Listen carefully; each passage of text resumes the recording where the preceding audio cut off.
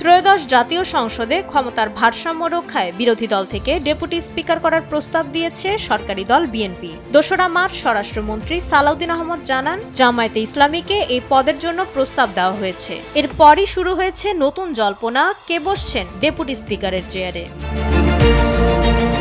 আলোচনায় সবচেয়ে বেশি এগিয়ে আছেন দুই সাবেক শীর্ষ নেতার সন্তান। একজন পাবনা ১ আসন থেকে নির্বাচিত ব্যারিস্টার নাজিবুর রহমান মোমেন, যিনি প্রয়াত মাওলানা মতিউর রহমান নিজামীর ছেলে। অন্যজন ঢাকা ১৪ আসনের সংসদ সদস্য ব্যারিস্টার আহমদ বিন কাশেম আরমান, যিনি প্রয়াত মীর কাশেম আলীর ছেলে।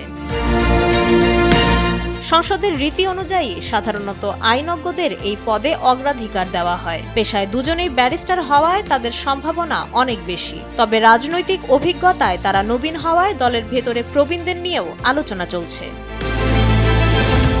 প্রবীণদের তালিকায় হটলিস্টে আছেন জামায়াতের নায়েবে আমির ও রাজশাহী ১ আসনের সংসদ সদস্য মুজিবুর রহমান। ভারপ্রাপ্ত আমিরের দায়িত্ব পালন করা এই প্রবীণ রাজনীতিকের অভিজ্ঞতাকে গুরুত্ব দিতে পারে দল।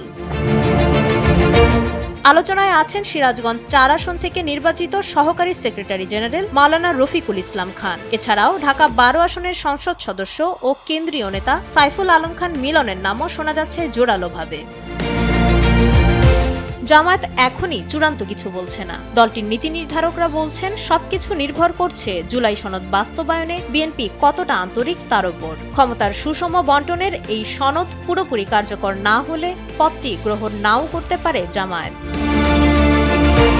জামায়াতের মিডিয়া বিভাগ জানিয়েছে, ১১ দলের সংসদীয় টিমের সঙ্গে আলোচনা করেই আসবে চূড়ান্ত সিদ্ধান্ত।